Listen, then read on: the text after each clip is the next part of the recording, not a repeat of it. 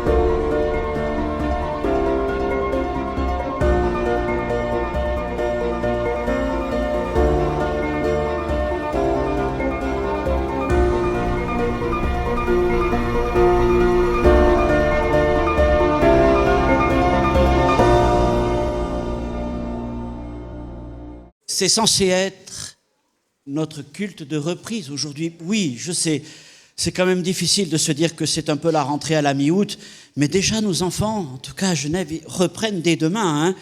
Donc il faut les encourager, parce que c'est pas évident là quand même. Il leur faut bien du courage quand même. Mais nous sommes heureux de nous retrouver. Peut-être avez-vous été absent pendant quelques semaines. Peut-être n'êtes-vous pas encore parti en congé, c'est mon cas.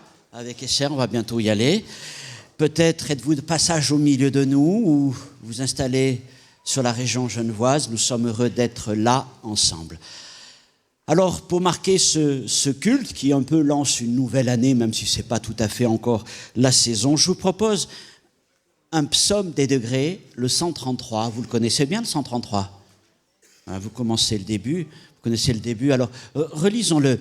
Voilà ce que dit ce psaume. « Voici, ô qu'il est agréable, qu'il est doux, pour des frères de demeurer ensemble.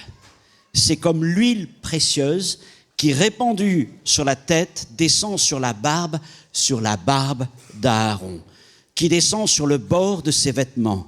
C'est comme la rosée de l'Hermon qui descend sur les montagnes de Sion. C'est là que l'Éternel envoie la bénédiction, la vie pour l'éternité. » Alors, il y a une belle image dans ce texte que nous connaissons bien, c'est celle d'Aaron. Et l'huile qui descend sur sa tête, sur sa barbe et sur ses vêtements. Et nous avons là une belle image de ce qu'est, eh bien, l'Esprit Saint répandu. Et nous disons, Seigneur, envoie ton esprit sur nos vies. Mais je voudrais vous montrer ce point. Dans ce texte, c'est pas ça vraiment l'idée centrale de ce psaume 133.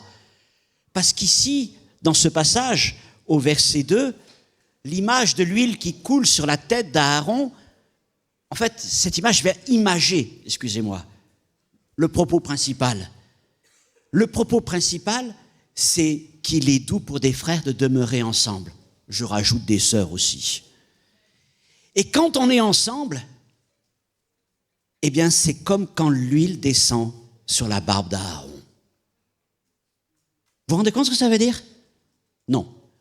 Dites-moi oui, au moins un petit peu quand même pour me faire plaisir.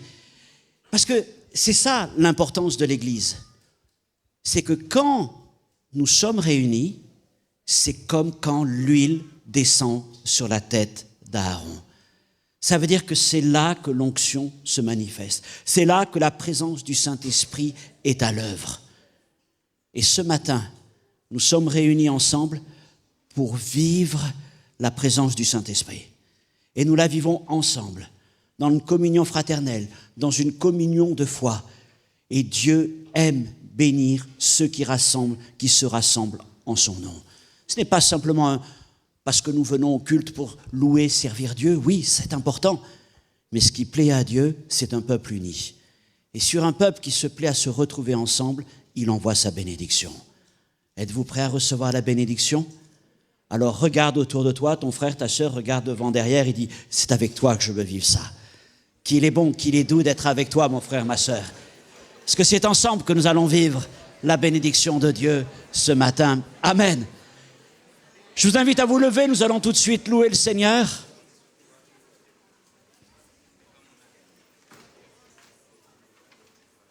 Et ensuite, je laisse la place au groupe de louanges. Seigneur mon Dieu, ce matin, oui, nous pouvons dire qu'il est doux, qu'il est bon pour des frères et sœurs de se retrouver ensemble dans ta maison.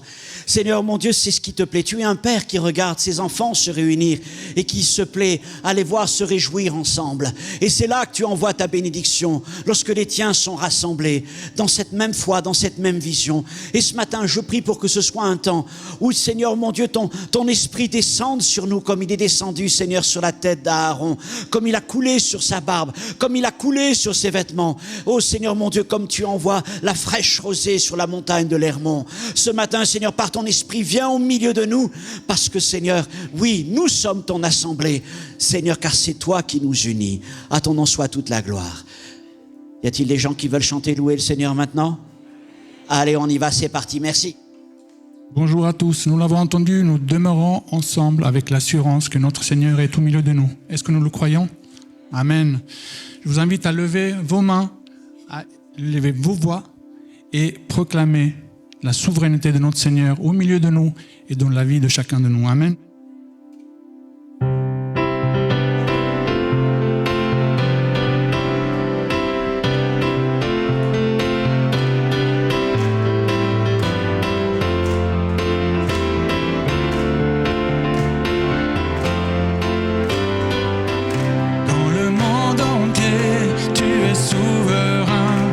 Chaque torrent, le soleil couchant, mon seul désir, mon seul choix, dans ma vie soit toujours le roi.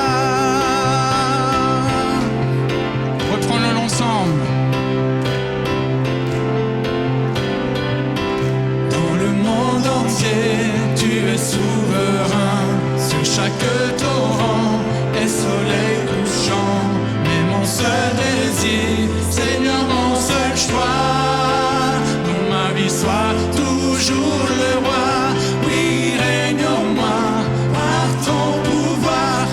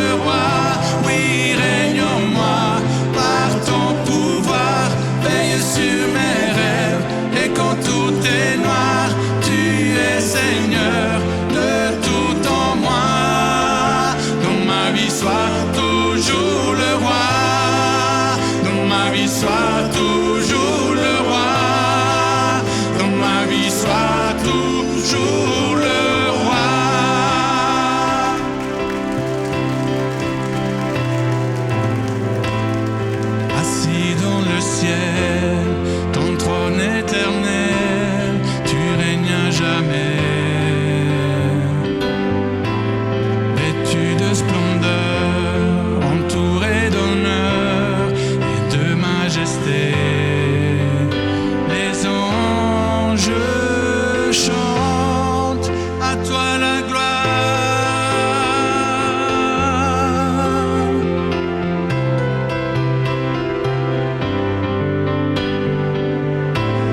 Les cieux et les mers, la vie, la lumière, nous parlent de toi.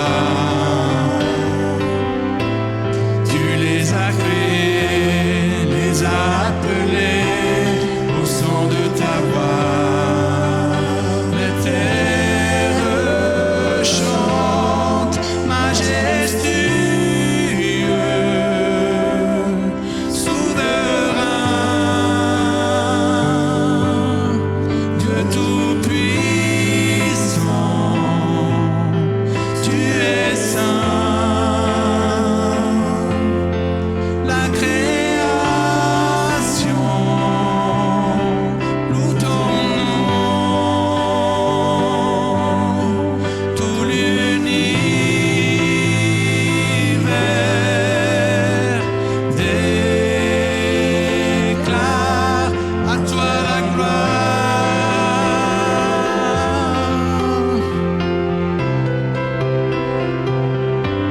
Au roi serviteur, tu vas sur la terre révéler l'amour. Divin créateur, merveilleux sauveur, tu vis pour toujours. Tes enfants chantent majestueux, souverain, Dieu tout-puissant, tu es saint. La création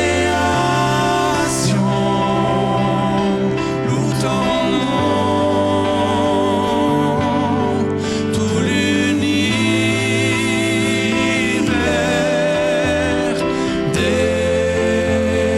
déclare majestueux, souverain, Dieu tout-puissant, tu es saint. La création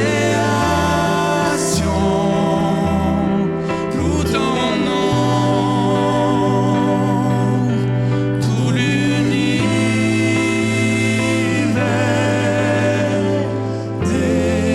majestueux,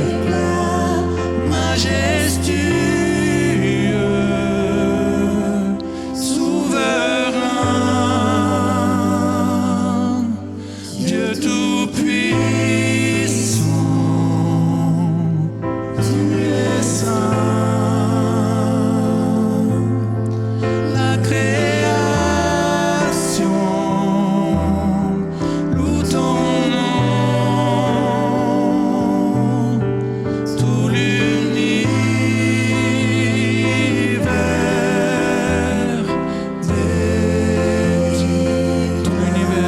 tout l'univers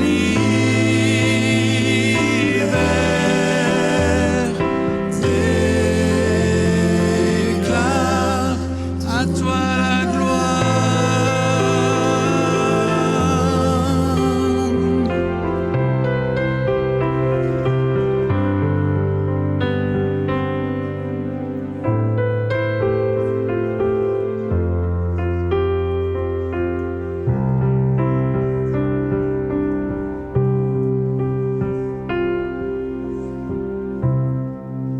Le chant terminé, le rideau retombe, je viens simplement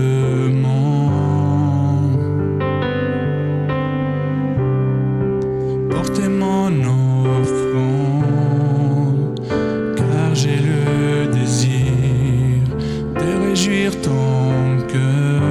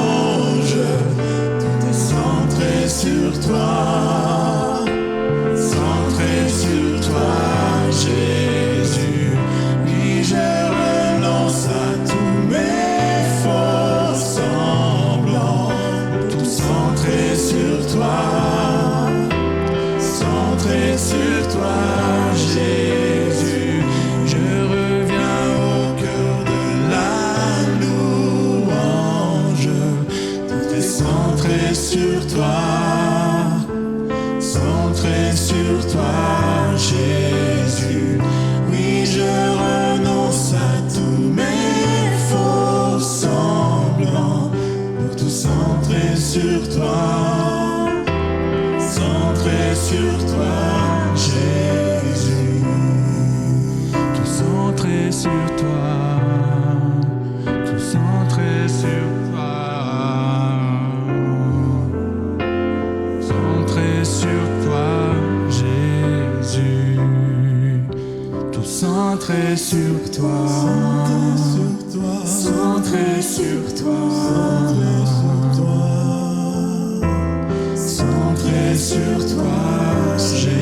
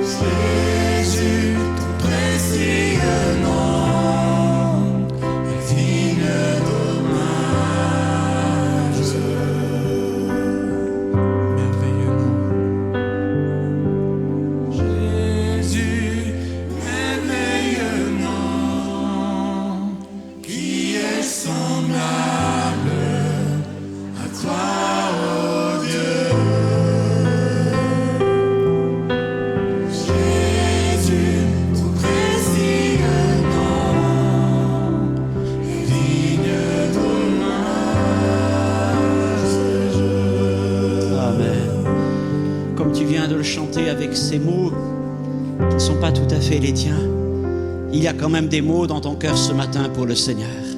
Et j'aimerais que nous puissions commencer à louer le Seigneur avec ces mots, tes mots, ce que Dieu dépose en soi, en toi, ce qui monte de toi.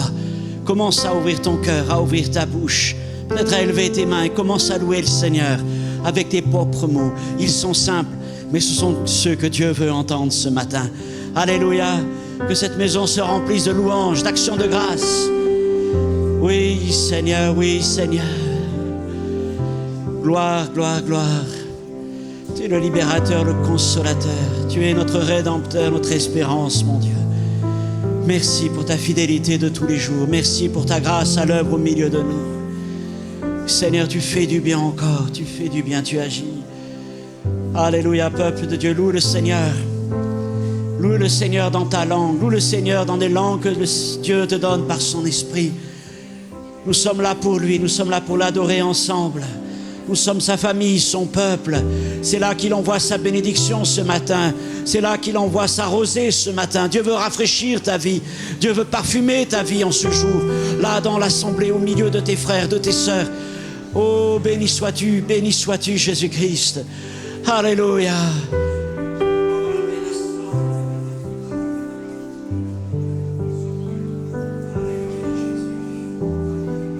Alléluia, merci Seigneur, merci pour tout, merci pour tant de grâce, tant de fidélité Seigneur. Alléluia. Si quelqu'un a une parole du Seigneur pour l'Église qui s'approche sur le devant, qu'il puisse la partager aussi avec foi. Si quelqu'un veut élever sa voix, qu'il le fasse librement. Amen, Jésus.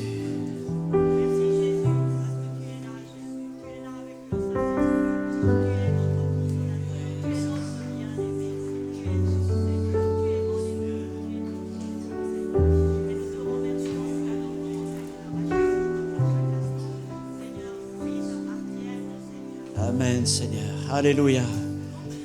Oui, Jésus. Amen.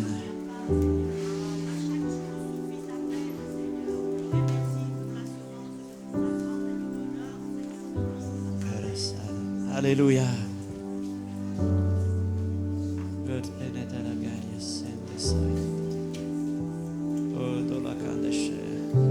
Nous nous attendrons pour prendre le repas du Seigneur. Gardez les éléments. Si d'autres veulent encore prier, faites-le.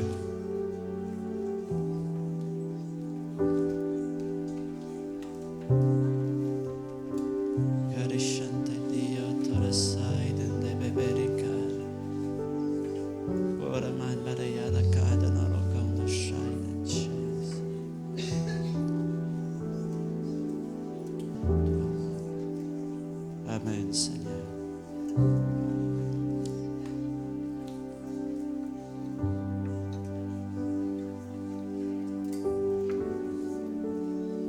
Alléluia.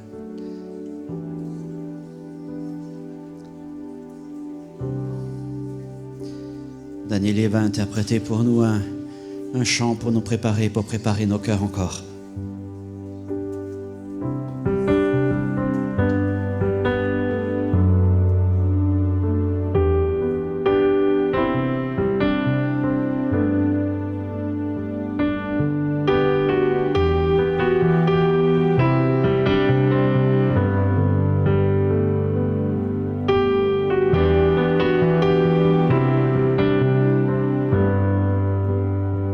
C'est par tes souffrances que je suis guéri. Ta miséricorde me donne la vie. C'est dans ta mort que se trouve mon salut. Inépuisable est ta grâce, mon Jésus.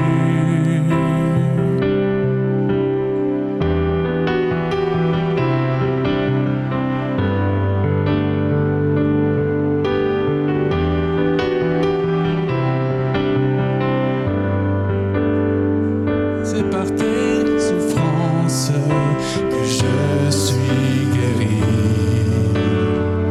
Ta miséricorde me donne la vie.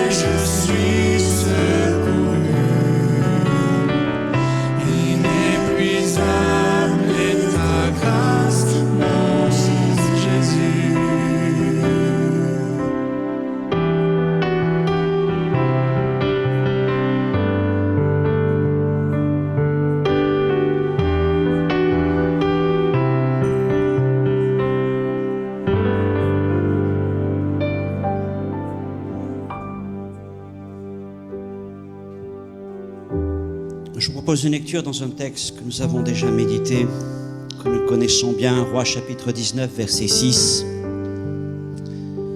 Le texte va apparaître à l'écran. 1 Roi 19, verset 6.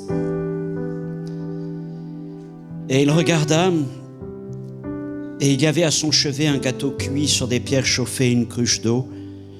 Il mangea et but, puis se recoucha. Et l'ange de l'Éternel vint une seconde fois, le toucha et dit : Lève-toi, mange, car le chemin est trop long pour toi. Il se leva, mangea et but, et avec la force que lui donna cette nourriture, il marcha 40 jours, 40 nuits, jusqu'à la montagne de Dieu, à Horeb. Histoire donc du prophète Élie dans sa fuite et sa marche jusque vers la montagne de Dieu. Au moment où il est fatigué, devant toute la route qui reste encore à faire, le Seigneur dit : le chemin est long, trop long. Dieu a préparé pour lui un repas spécial. Un ange est venu déposer un gâteau et puis une cruche d'eau fraîche. Il a laissé du repos et il l'invite à manger et à boire. Mon frère, ma sœur, nous sommes encore au début d'une année de travail, de reprise pour certains, pour d'autres encore différentes échéances qui sont devant vous, la famille, le travail, les études, peut-être la maladie, peut-être toutes sortes de questions qui vont se manifester. Parfois vous dites : Seigneur, le chemin est long. Et peut-être même tu dis ce matin : le chemin est trop long. Et tu es peut-être fatigué. Et je voudrais te dire que je crois que le Seigneur est encore capable de placer à tes côtés un gâteau et une cruche, afin de te restaurer, afin de te donner des forces, celles dont tu as besoin pour marcher jusqu'au bout. Et quand nous prenons ce repas, ces éléments qui sont dans nos mains, le pain, la coupe, bien sûr on pourrait dire : mais ce n'est pas avec l'énergie que donne ce petit repas que nous allons aller très loin. En lui-même, nous ne contestons pas. Mais nous savons tous ce que représente ce repas. C'est cette communion avec notre Seigneur Jésus-Christ. Non seulement nous proclamons, comme nous l'avons fait dans ce chant, qu'il est mort pour nos péchés, pour notre réconciliation, mais nous croyons qu'il est vivant, ressuscité, et qu'il s'apprête à revenir. Et tout ça, nous le disons dans ce repas, mais nous croyons aussi que ce repas est un moyen pour le Seigneur de manifester sa grâce dans cette communion que nous avons avec lui. Alors crois que ce repas, ce pain, cette coupe que nous allons bénir ensemble, c'est un repas que Dieu te donne, qu'il pose là devant toi, pour que tu puisses t'en nourrir, pour que tu puisses boire, pour te donner dès aujourd'hui la force dont tu as besoin pour aller jusqu'au bout du chemin. Jésus est ta nourriture et il est ton breuvage. Amen. Il faudrait juste nous élevons nos voix tous ensemble et ensuite on bénit ce pain, cette coupe. Mais si quelqu'un, oui justement, parce que dit Seigneur, oui, tu es venu avec cette idée, cette année va être longue, très longue, il y a beaucoup de choses qui sont là. Eh bien c'est le moment de prendre ce repas d'une manière particulière. D'accord, c'est pour ça qu'on va prendre ce temps de prier ensemble, de s'encourager ensemble et de vivre la bénédiction que Dieu veut nous apporter. Élevons nos voix quelques instants. Merci Seigneur. Merci Jésus. Merci pour ta grâce. Merci pour ta fidélité. Merci Seigneur. Oh mon Dieu, tu places un repas à nos côtés ce matin. Un repas, Seigneur, mon Dieu, pour nous donner des forces, pour nous donner du courage, pour fortifier notre foi.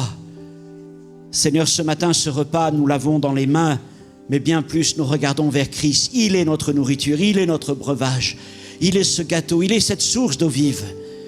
Et tu connais ceux qui peut-être sont venus avec cette idée, Seigneur mon Dieu, le chemin est trop long. Le chemin est trop long, je n'y arriverai pas. Seigneur, tu nous donnes la force ce matin. Tu la renouvelles chaque instant, mais en ce jour particulier, je prie que tu parles à l'un ou l'autre, qui est peut-être venu dans un esprit d'abattement, de découragement, de questionnement, de doute peut-être, Seigneur. Je prie, Seigneur, pour que dans ce moment, tu puisses le visiter. Seigneur, tu as envoyé un ange au secours d'Élie. Tu es là, tu l'as envoyé pour qu'il prenne soin de lui, qu'il lui donne du repos, qu'il lui donne ce pain, ce gâteau, cette coupe. Et ce matin, Seigneur, je crois qu'il y a plus qu'un ange. Oui, tu es capable d'envoyer un ange. Mais Seigneur, ton esprit est là au milieu de nous. Ce matin, il est comme cette huile qui coule sur la barbe d'Aaron. Il est, Seigneur, comme cette rosée qui descend, Seigneur, sur l'Hermon.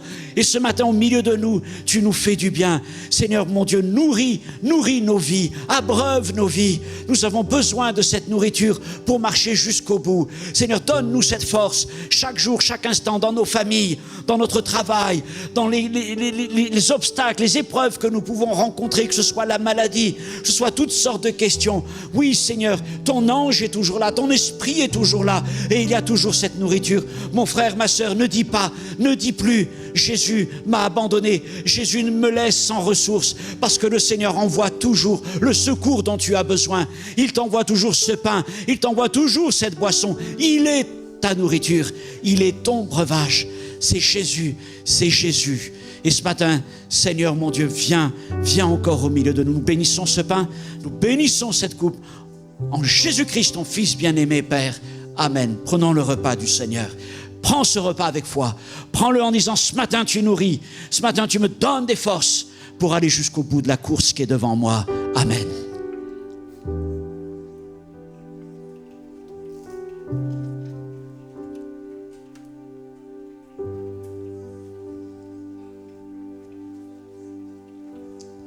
Alléluia.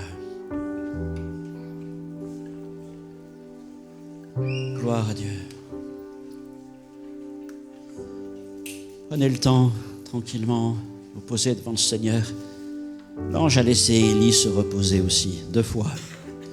Prends le temps.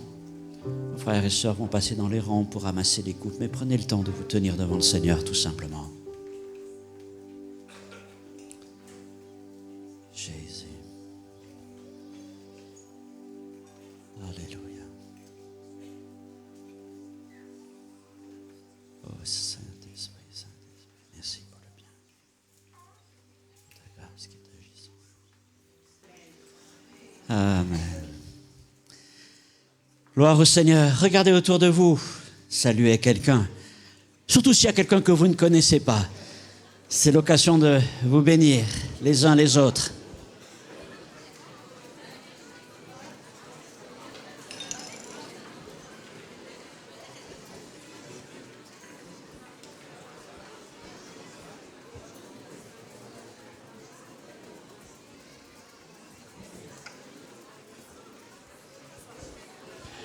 Béni soit Dieu.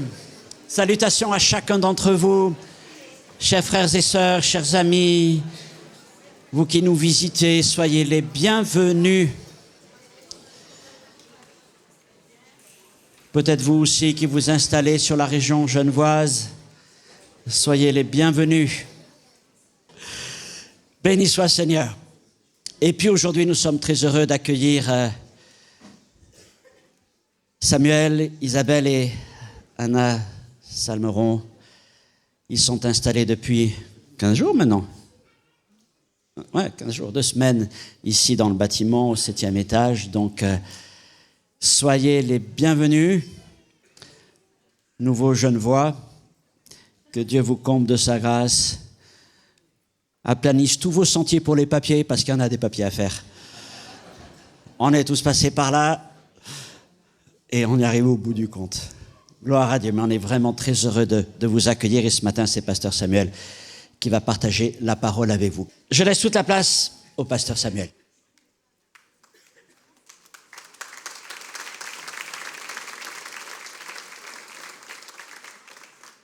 Bonjour.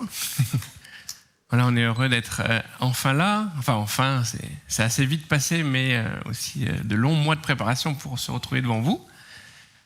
On est content d'être arrivé à Genève, avec tous ces tracas administratifs, comme on l'a dit, hein, mais on y arrive. Et puis merci Seigneur aussi pour sa fidélité pendant tous ces mois de préparation, de grands changements pour vous aussi. On le sait, on le comprend, on le conçoit. Je ne sais pas si on réalise avec mon épouse, je sais pas, on a fait un déménagement, une arrivée, on rêve de cartons, de vis que j'ai oublié Je comprends pas, j'ai plus de vis dans mes sachets et mes meubles sont montés.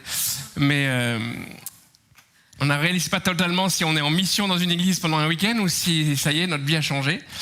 Donc tranquillement, on s'installe, mais on a envie de servir le Seigneur avec vous, à vos côtés, puisque c'est Dieu qui nous y a conduits. Mais le plus important, c'est la Bible. Les frontières existent, mais la parole de Dieu est la même partout. Comme je disais au premier culte ce matin, c'est une grâce de se dire que là, quels que soient les fuseaux horaires, il y a quelques heures, dans quelques heures, selon où on est sur la terre, on va ouvrir ce même livre, dans une langue ou dans une autre. C'est les mêmes vérités qui vont être partagées. Peut-être même que, je ne sais pas, au Japon, il y a une série sur David qui va commencer, comme ici à Genève. Alors c'est aussi particulier d'ouvrir la parole de Dieu pour une première fois.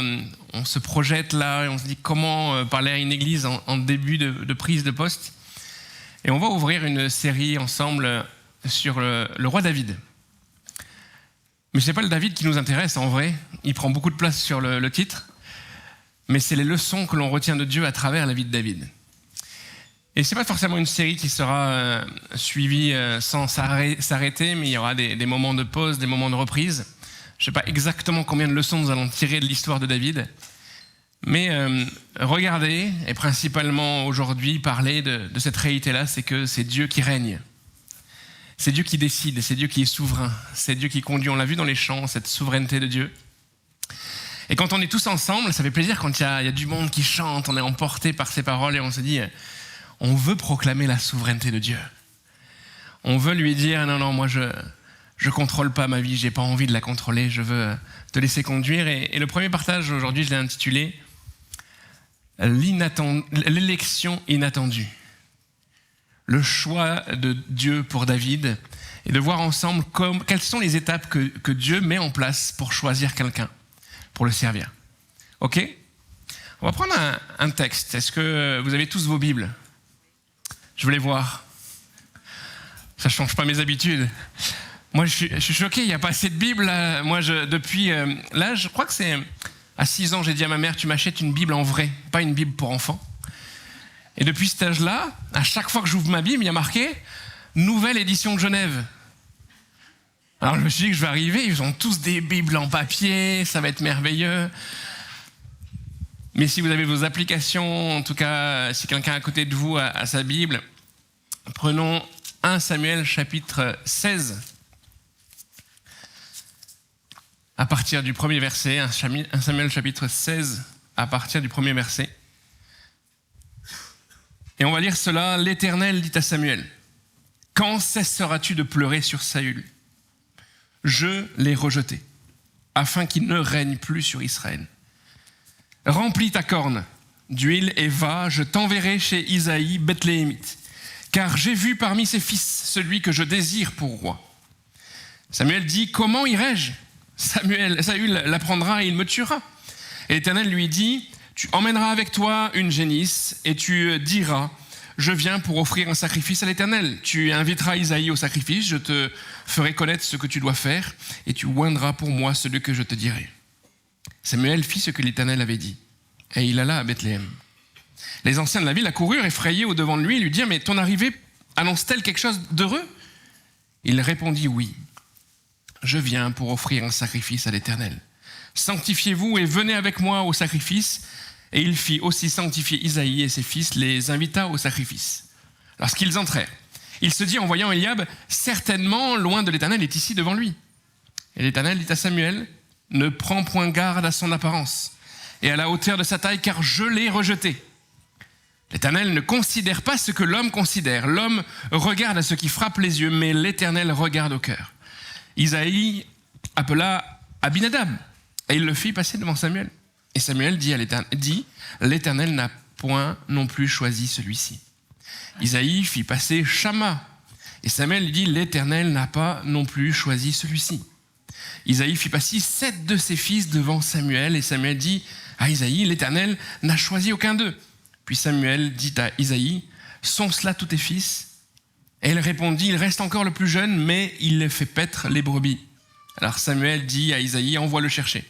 Car nous ne nous placerons pas avant qu'il ne soit venu ici. Isaïe l'envoya chercher. Or, il était blond, avec de beaux yeux, une belle figure. l'Éternel dit à Samuel, « Lève-toi, oins-le, car c'est lui. » Samuel prit la corne d'huile et éloignée au milieu de ses frères. L'Esprit de l'Éternel saisit David à partir de ce jour et dans la suite. Samuel se leva et s'en alla à Rama. Amen. Une histoire connue peut-être si tu as l'habitude de lire ces textes. Je vais t'en rappeler peut-être le contexte pour essayer de comprendre ce qui se passe là. Dieu va faire un choix. Et pour le coup, vu ce qu'on vient de lire, on comprend bien que le choix, il est surprenant. On reviendra sur cela après. Il est inattendu. Le contexte, c'est que ce peuple a décidé d'avoir un roi. Il a demandé un roi à Samuel. Choisis un roi pour nous, qu'on puisse faire comme les autres. Là, c'est la pire phrase qu'on peut entendre. J'espère que tu ne dis pas cette phrase-là. Parfois, quand on est le peuple de Dieu appelé à être séparé, c'est le cas du choix de Dieu sur Israël, séparez-vous. À force de regarder ce qui se fait autour, on se dit, ah, mais ça serait quand même pas mal. Ça serait plus simple. Si on pouvait avoir la même chose, si on avait des rois comme les autres, peut-être que... Et ça va amener le peuple à faire des mauvais choix, parce que Dieu dit, ok, vous voulez ça, je vais vous montrer ce que ça fait quand on veut m'en prendre en main sa vie. Je vous donne un roi. Saül. À la base, tout le monde est content. Il semble totalement apte pour faire le job. La Bible nous dit qu'il était plus grand que tous. Il dépassait d'une tête chaque homme en Israël. Et peut-être c'était pour ces raisons-là, en fait, qu'on avait voulu un roi. Parce que c'est vrai que chaque printemps, quand la terre avait séché, quand l'herbe commence à repousser, quand les énergies reviennent après l'hiver, on repartait en campagne. C'était l'habitude des rois et des royaumes. Ça faisait la guerre tous les ans. Alors, parfois, il y avait des dangers militaires autour du territoire d'Israël. Et en effet, peut-être que dans le souvenir de ce peuple, c'était « il nous faut quelqu'un de fort ». Il nous faut quelqu'un qui sait manier l'épée, quelqu'un qui sait nous protéger. Il lèvera des soldats, il fera des choses. Et même on est prêt à payer le prix. C'est ce qu'ils diront à Samuel. Et peut-être que oui, au début ça a marché, puisqu'on lit dans les chapitres précédents qu'il y a eu quelques victoires. Il y a une forme de sécurité qui s'est installée, mais très rapidement. Le plan a déraillé parce que Saül était le choix d'un peuple, pas le choix de Dieu. Et il va falloir que Dieu, à travers cette histoire-là, puisse enseigner à son peuple, rappelez-vous ce que je vous dis depuis toujours. Arrêtez de suivre vos propres désirs. Arrêtez d'essayer de vous en sortir par vos propres forces. Mais confiez-vous en moi. Alors Dieu va comme rattraper la situation et va faire un choix. C'était pas normal. Dans la logique historique de ces peuples, on ne change pas de roi. Une fois que tu as ton roi, en général, il faut des événements pour que ça change. Et naturellement, c'est le fils qui doit prendre la suite, et c'était le projet de Saül. On comprend bien aussi l'arrière-plan de cette histoire, la crainte de Samuel, quand il entend l'ordre de son Dieu, en se disant, mais si j'obéis à Dieu, qu'est-ce qu'on va faire de moi? Ça coûte cher de monter des plans contre le roi en place. Ça peut te couper la hauteur de ta tête. Voilà un peu le contexte de ce texte. Ce qui est intéressant dans ce qu'on va voir dans l'histoire de David, déjà dans cette journée, et puis dans la suite, c'est la réalité qu'à travers des histoires qui semblent humaines, on a un enseignement qui est clair de comment Dieu fonctionne. Et on va voir comment Dieu choisit. Mon premier point, c'est que Dieu prépare ses serviteurs. On ne s'en rend pas compte peut-être ce jour-là. Si on lit l'histoire comme on vient de la lire, on se dit il n'y a pas grand-chose de préparé. L'événement n'était pas inscrit à l'agenda de la ville. Le personnage quasi principal de cette histoire, en tout cas de la fin de cette histoire, il ne semble pas du tout être invité à l'événement.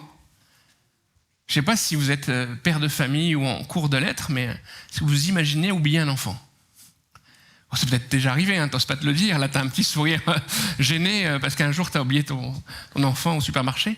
Mais c'est là qu'on a dit au micro, ça se fait comme ça aussi.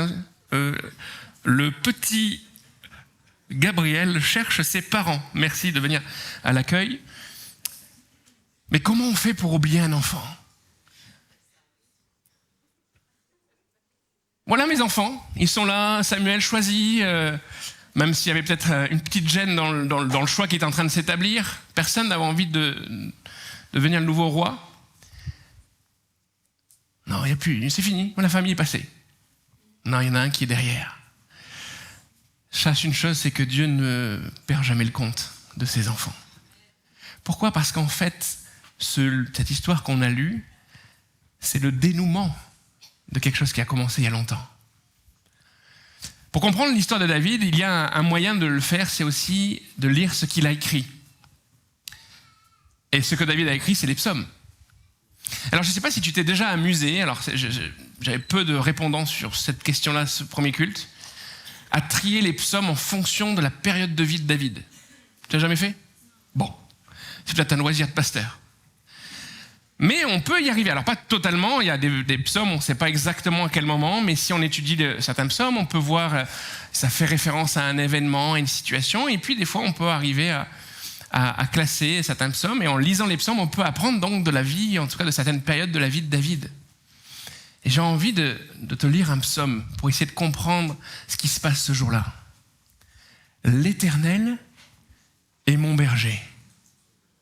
Je ne manquerai de rien.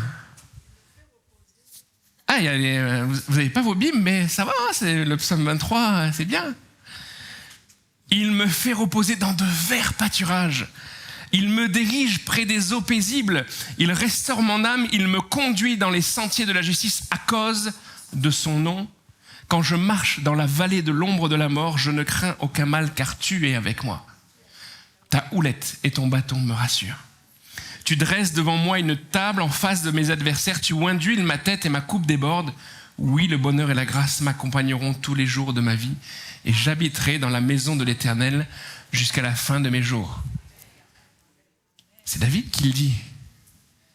Il y a beaucoup de débats sur à quel moment il a écrit cela, mais ce qui est sûr, c'est qu'il fait référence à une réalité, à ce temps où il a été berger. Et comme je vous le dis, ce que l'on vient de lire dans 1 Samuel chapitre 16, ce n'est que le dénouement d'une évolution de sa vie. Tout a commencé avant. C'est la conclusion du choix de Dieu. Mais lui, il se prépare. Peut-être sans le savoir, parce que, comme j'aime à le dire, il fait partie de ces personnages de la Bible qui n'ont jamais candidaté pour leur poste. Qui n'ont jamais espéré, qui sont parfois admirés, enviés, en disant « Oh, David est devenu un grand roi, Daniel a été nommé à un poste d'autorité, Joseph est gouverneur d'Égypte. » Parfois, dans notre évangile occidental, on cherche ces choses-là, on les vise. Et on extrait de ces vies-là des clés, des leçons pour que tu puisses atteindre tes objectifs. Mais rien de tout ça. David, il fait partie de ce fils qu'on a oublié, qu'on a apparemment envoyé à faire des tâches que les autres n'ont pas envie de faire. Dans un royaume de Saül où il y a la guerre tous les ans, il fait mieux d'être un grand guerrier comme Eliab. C'est une position plus sérieuse, plus enviable. Peut-être c'est les valeurs qui sont prônées dans la société de ce temps-là. Il est grand, il est fort. Il est le plus grand de ses frères. Quelque part, c'est un petit Saül. Exactement la même description. Mais l'histoire de David, elle a commencé avant. Elle a commencé quand on l'a envoyé chercher les brebis, s'en occuper. Elle a continué quand on a oublié qu'il était là-bas. Quand on a fait un repas de famille un soir et qu'on n'avait que 7 fils autour de la table avec le père.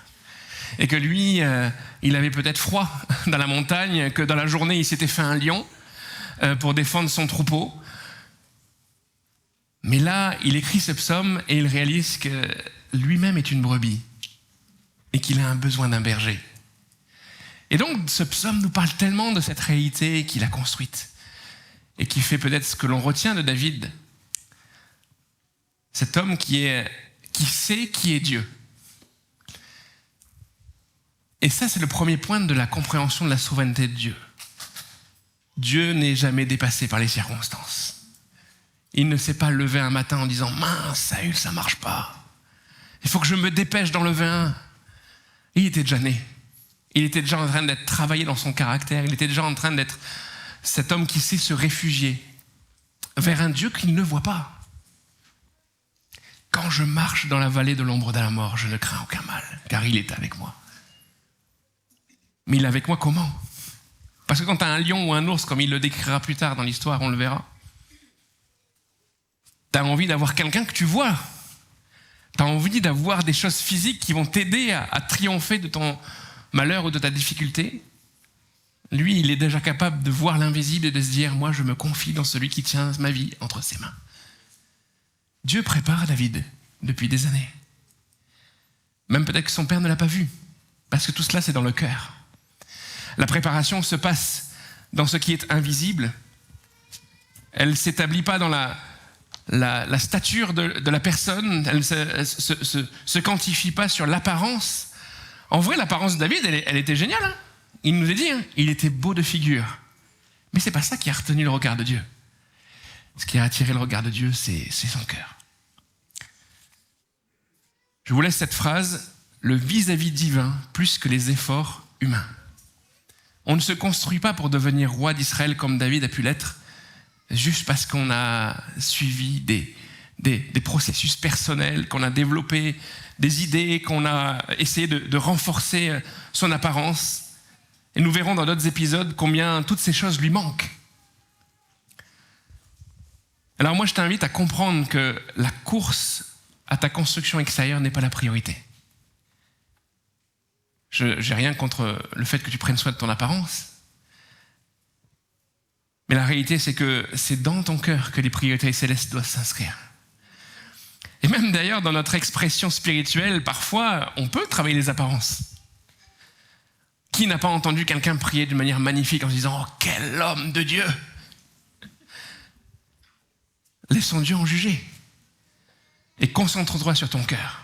Laisse Dieu installer cette relation qu'il veut avec toi.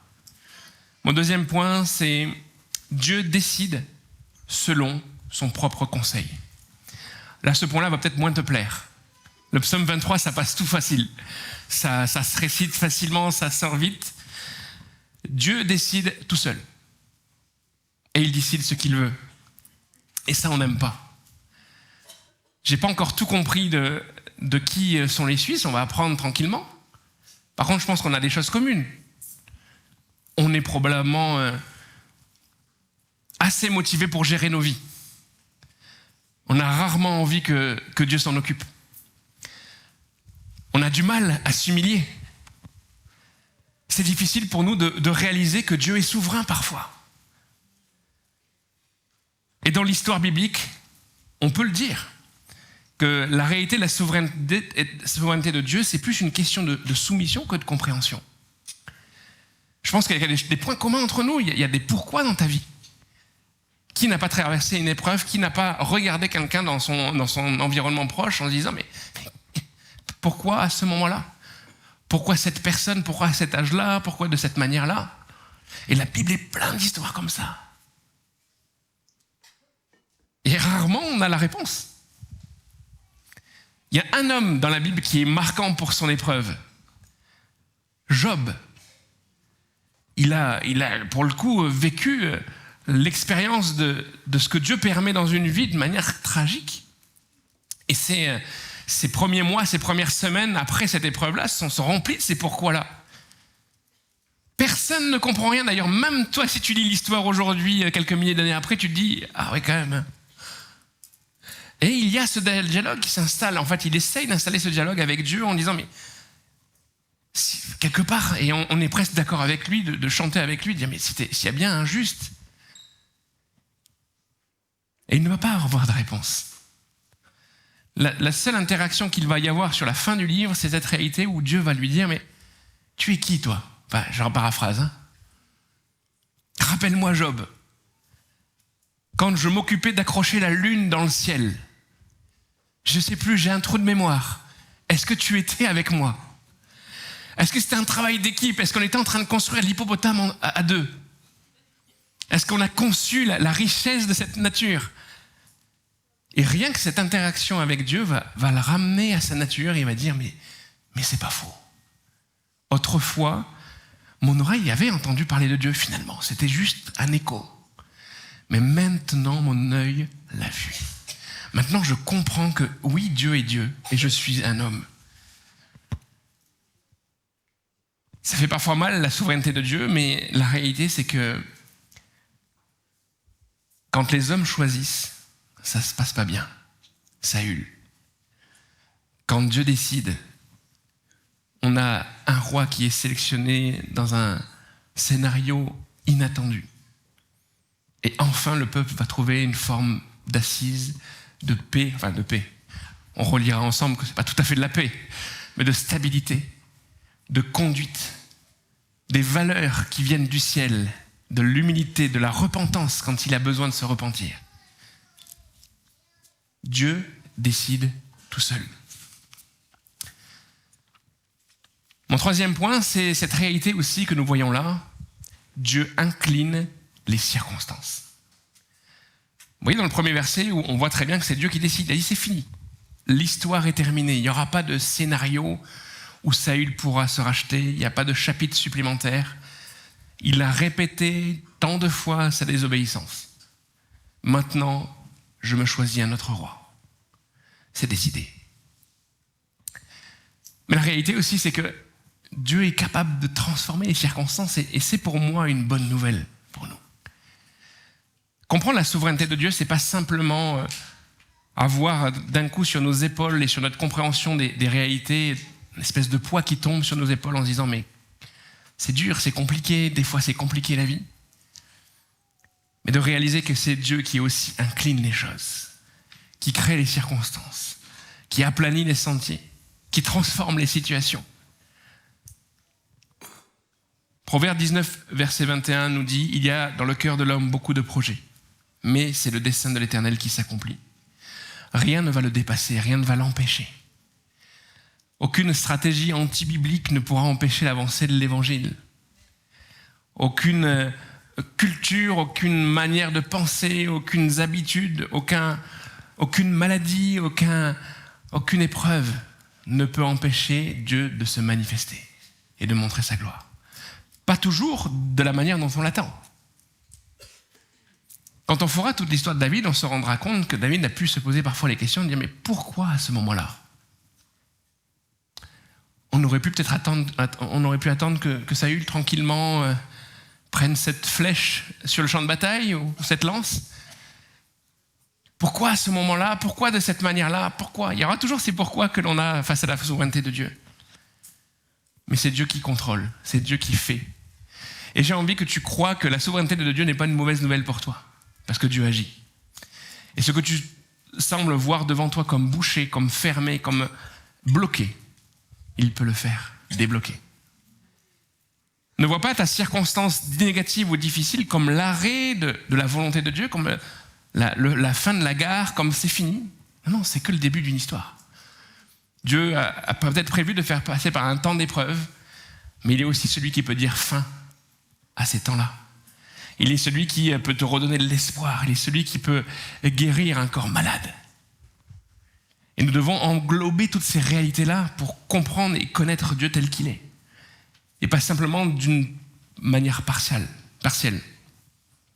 Rien ne le dépasse, rien ne l'empêche. La quatrième réalité, c'est ce qui est souvent central quand on lit dans ce texte. Dieu dépasse les apparences. Alors je ne sais pas si c'est une bonne nouvelle.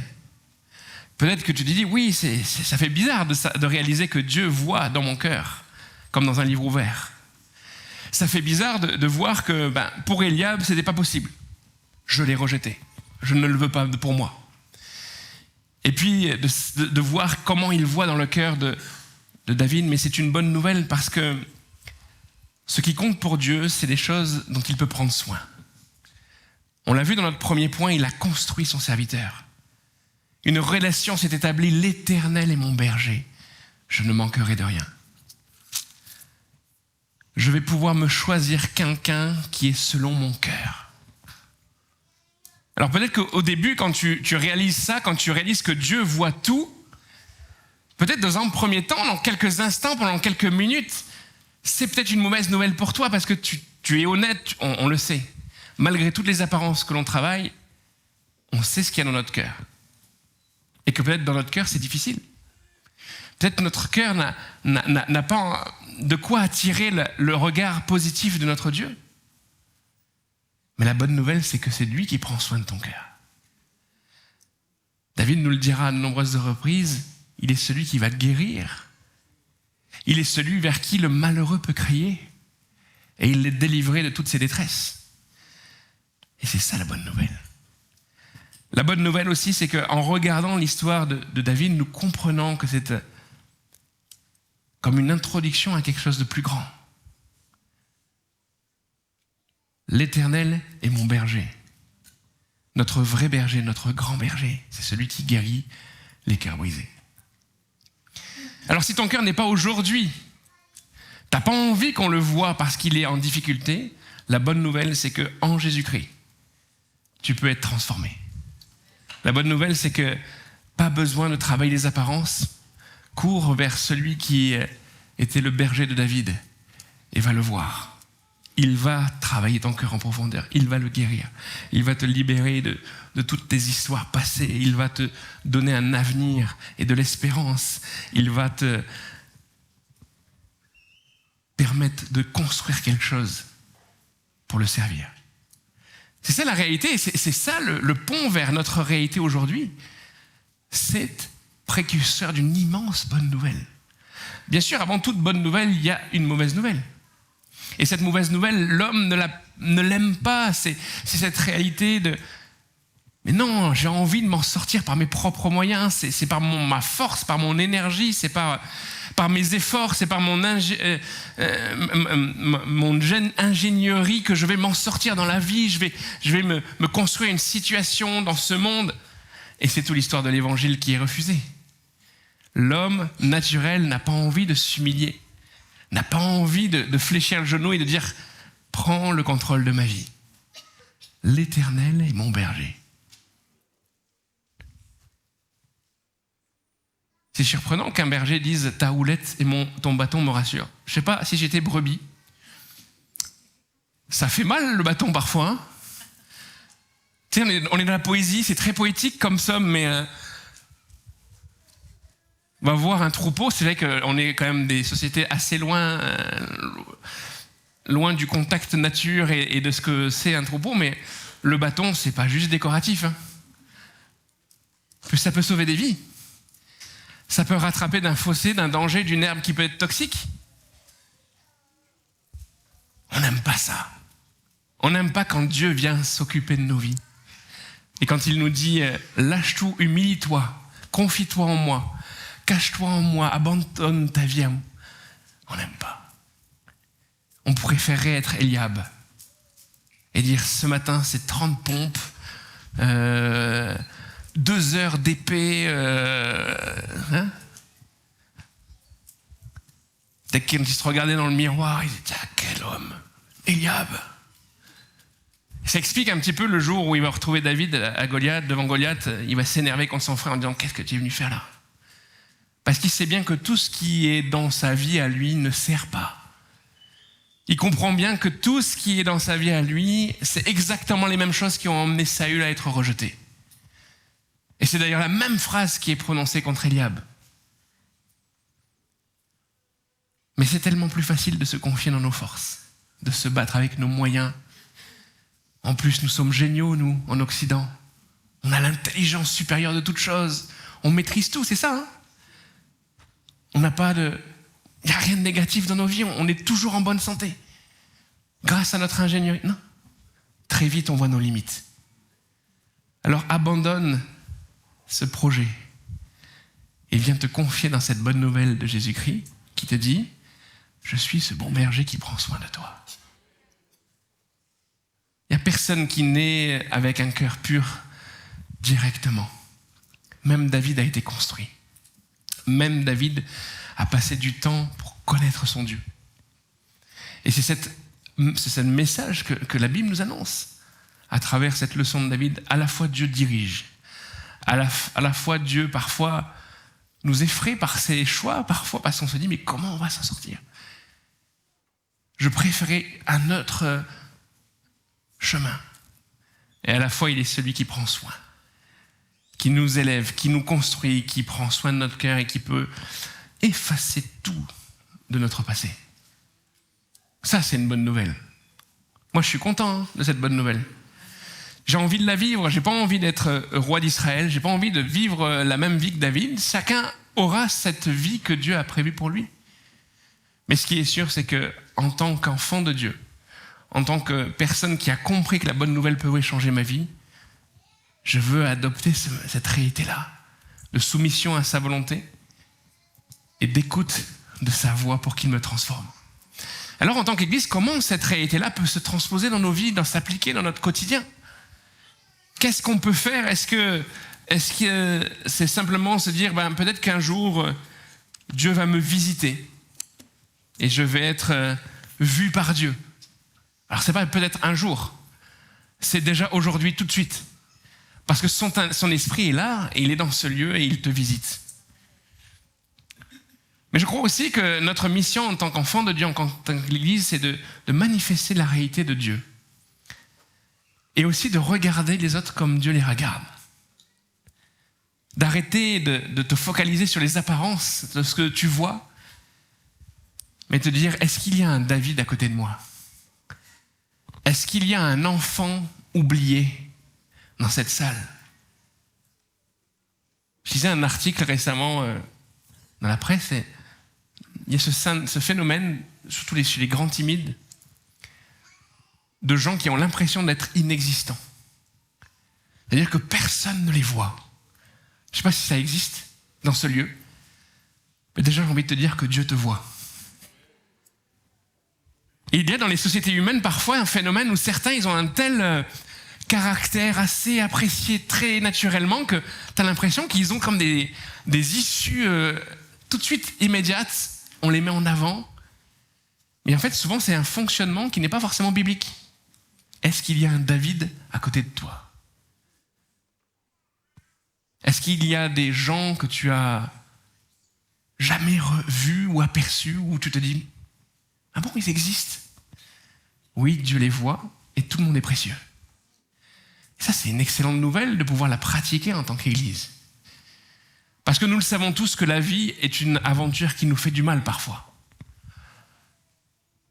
David dira quelque chose de précieux dans un autre psaume.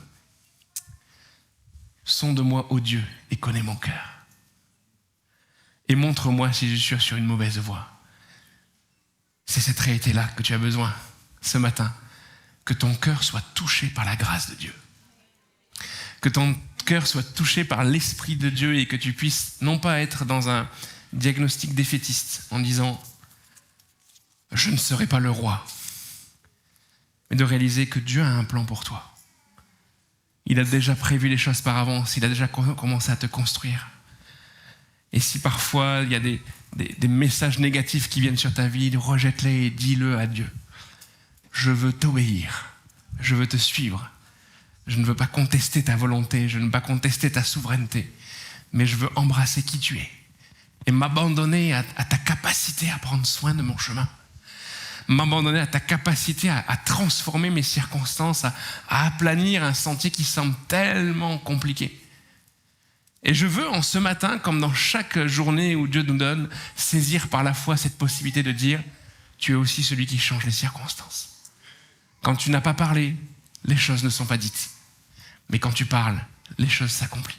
Vous pourrez se lever pour terminer ces moments. On va prier. Seigneur, nous te bénissons pour ta parole. Nous voulons nous y soumettre.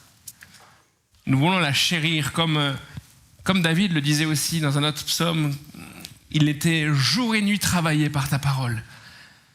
Nous voulons la méditer jour et nuit, nous voulons l'aimer et l'imprégner dans notre âme en disant « Regarde ce que Dieu est ». Je te prie, Seigneur, pour les cœurs qui sont fatigués, pour les cœurs qui sont travaillés par la vie et ses difficultés. Je te prie pour ceux aussi qui ne comprennent pas leurs circonstances. Seigneur, nous savons que tu es le Dieu de l'inattendu. Tu es le Dieu qui transforme ce qui semble impossible en une réalité qui prend forme. Ce jour-là, David s'est levé. Il est parti s'occuper de ses brebis comme on lui avait demandé de le faire peut-être depuis des jours et des jours. Il semblait que sa vie n'avait pas beaucoup d'avenir. Mais au jour où tu as dit quelque chose, tout a changé.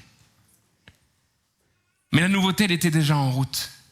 Tu étais déjà en train de construire, en train de lui donner des dons, en train d'emmagasiner dans sa vie des choses qu'il pourrait utiliser pour ton service. Alors Seigneur, nous te prions pour cette église, qu'elle soit une pépinière, un lieu où les cœurs se reconstruisent.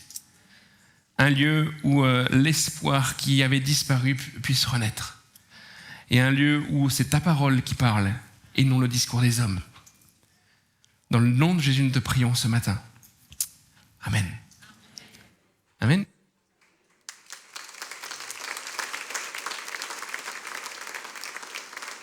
Voilà, je vous demande juste quelques instants, j'ai une annonce à partager avec vous. À partir d'aujourd'hui, Pasteur Samuel est le pasteur principal de l'Église. Et je lui laisse donc toute cette responsabilité. Je ne vais revenir que 2 fois à Genève, donc le 12 octobre et le 15 novembre pour le culte officiel de passation.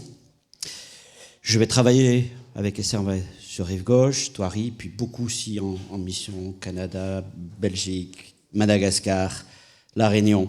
On a beaucoup de choses qui étaient en attente, mais nous sommes à Rive-Gauche aussi pour faciliter la transition avant nous croyons l'arrivée du nouveau pasteur. En tout cas, voilà, donc je ne vous dis pas au revoir aujourd'hui, on aura le temps de se revoir, mais à partir, vous ne me verrez pas pendant quelques semaines, 2 mois. Et nous sommes convaincus que vous êtes bien dans les mains du Seigneur et l'Église est bien aussi entre aussi les mains des conseils et des pasteurs qui sont là et que toutes choses sont conduites par le Saint-Esprit. J'ai aucun doute sur ça et que la grâce de Dieu continuera de se manifester. Que le Seigneur vous bénisse. N'hésitez pas à passer le moment dans le hall d'entrée pour vous saluer les uns les autres, vous rafraîchir aussi avant de partir et que le Seigneur vous accompagne tout au long de cette semaine. Et on pense à tous nos enfants qui demain reprennent le chemin de l'école, en tout cas s'ils vivent en Suisse. Que Dieu les bénisse.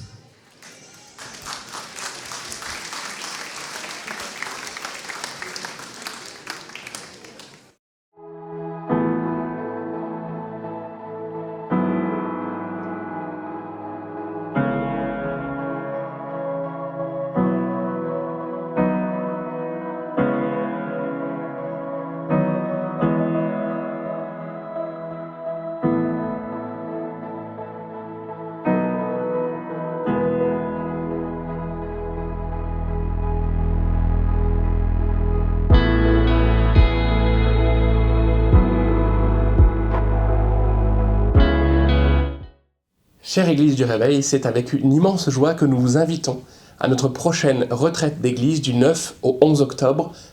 À Morzine, dans des lieux d'exception, nous croyons que nous allons vivre des beaux moments dans la présence de Dieu. Ça sera l'occasion pour nous d'apprendre à mieux se connaître et de tisser aussi de liens puissants de communion fraternelle. Le thématique de ce week-end sera « Maintenant, lève-toi ». À travers le passage de Josué, chapitre 1, versets 1 à 9, dans des temps d'enseignement et d'encouragement, nous voulons challenger l'Église dans cette période de transition et de grands défis. Alors ne laisse pas les autres te raconter ce que Dieu aura fait pendant ce week-end, viens le vivre avec nous. À bientôt.